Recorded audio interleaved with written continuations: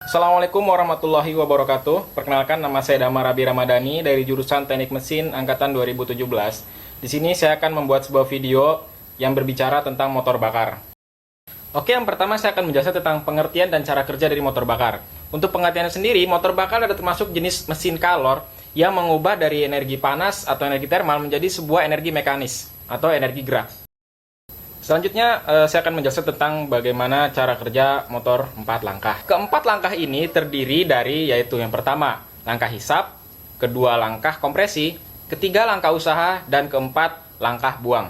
Langkah hisap terjadi saat piston bergerak dari titik mati atas ke titik mati bawah dengan kondisi katup masuk terbuka dan campuran udara dan bahan bakar ikut masuk ke ruang bakar karena perbedaan tekanan. Langkah kompresi adalah saat piston bergerak dari titik mati bawah ke titik mati atas. Kondisi ruang bakar akan menyempit dan campuran udara dan bahan bakar akan terkompresi sehingga suhu dan tekanannya akan meningkat. Selanjutnya adalah langkah usaha. Langkah usaha adalah saat piston hampir sampai di titik mati atas, busi memantikkan bunga apinya dan campuran udara dan bahan bakar akan terbakar dan piston akan terdorong dari titik mati atas ke titik mati bawah. Terakhir adalah langkah buang, yaitu piston bergerak dari titik mati bawah ke titik mati atas dengan kondisi katup buang terbuka. Piston akan mendorong gas hasil pembakaran menuju ke bagian pembuangan atau knalpot. Oke, selanjutnya saya akan menjelaskan tentang apa itu SFC. Jadi pada motor bakar ada istilah yang bernama SFC atau singkatan dari Specific Fuel Consumption. Atau jika di bahasa Indonesia kan adalah pemakaian bahan bakar spesifik. SFC ini pada umumnya dinyatakan dalam jumlah massa bahan bakar per satuan keluaran daya, atau satuannya itu kilogram per kWh. Dari praktikum yang saya lakukan menggunakan mesin expander 1500 cc dengan perbedaan putaran mesin pada 2000, 2500 dan 3000 rpm, saya mendapatkan nilai SFC-nya.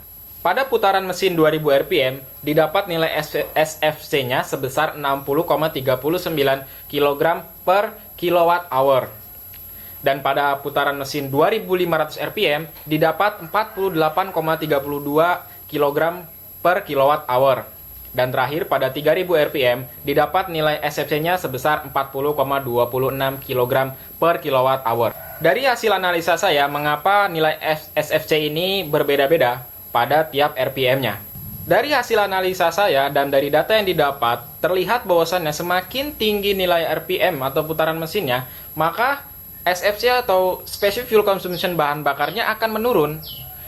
Hal ini dari analisa saya terjadi dikarenakan pada motor bakar, di RPM yang rendah atau di putaran awal, mesin cenderung membutuhkan bahan bakar yang lebih banyak untuk memulai putaran pada mesin, sehingga terlihat SFC-nya akan besar.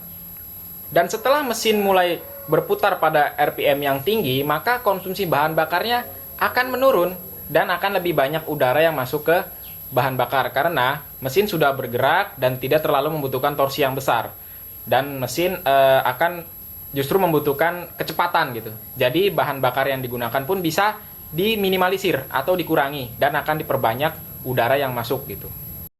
Ya, selanjutnya saya akan menjelaskan tentang apa itu efisiensi termis. Jadi pada motor bakar ada yang namanya istilah efisiensi termis.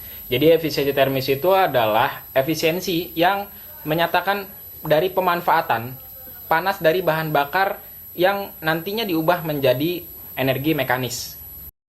Nah, untuk efisiensi termis sendiri bisa didapat menggunakan rumus berikut ini. Nah, dari rumus yang tadi didapat dari hasil praktikum yang saya lakukan beberapa nilai efisiensi termis dari 3 jenis perbedaan kecepatan putaran mesin. Sama seperti tadi, yaitu di 2000, 2500, dan 3000 rpm. Nah, nilai efisiensi termis yang didapat itu sendiri pada putaran mesin 2000 rpm didapat nilainya sebesar 99,81%, pada putaran 2500 rpm 99,76%, dan pada 3000 rpm sebesar 99,78%. Ya, terakhir saya akan menjelaskan tentang beberapa istilah-istilah yang ada pada motor bakar. Istilah yang pertama ada yang namanya VVT atau Variable Valve Timing. Jadi VVT ini adalah sistem pengaturan bukaan valve atau katup yang disesuaikan dengan putaran mesin. Jadi setiap putaran mesin bukaan katupnya ini bisa diatur ya. Nah, pada beberapa vendor-vendor mesin, teknologi VVT ini dikembangkan kembali dan digunakan istilah-istilah yang lebih baru lagi, seperti ada yang namanya VVTi, VTEC, atau IFTEC. Selanjutnya ada istilah EQ atau Electronic Control Unit. Jadi EQ ini adalah sebuah perangkat yang fungsinya itu menerima masukan dari sensor, yang nantinya oleh EQ akan dikalkulasi dan akan disesuaikan perintahnya agar perintah ini menjadi optimal ke aktuator. Selanjutnya itu CDI. Jadi CDI ini adalah singkatan dari Capacitor Discharge Ignition. CDI ini adalah sebuah sistem pengapian yang menggunakan sistem elektrik atau elektronik gitu untuk meningkatkan kinerja busi. Selanjutnya ada istilah SOHC dan DOHC. SOHC ini singkatan dari Single Overhead Camshaft dan DOHC ini singkatan dari Double Overhead Camshaft.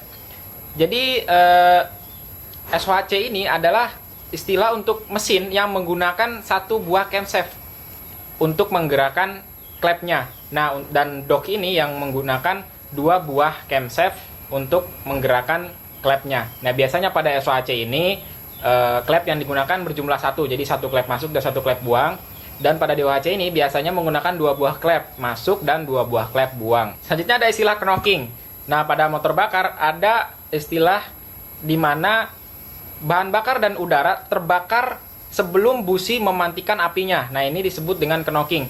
Jadi saat piston melakukan kompresi, bahan bakar dan udara ini terbakar dengan sendirinya sebelum si busi ini menyemburkan bunga apinya. Jadi bahan bakar dan udara ini terbakar sebelum piston mencapai titik mati atas. Hal ini terjadi dikarenakan biasanya kompresi mesin terlalu tinggi dan mesin terlalu panas, sedangkan bahan bakar yang digunakan memiliki nilai oktan yang rendah. Oke, cukup sekian dari saya tentang penjelasan dari motor bakar.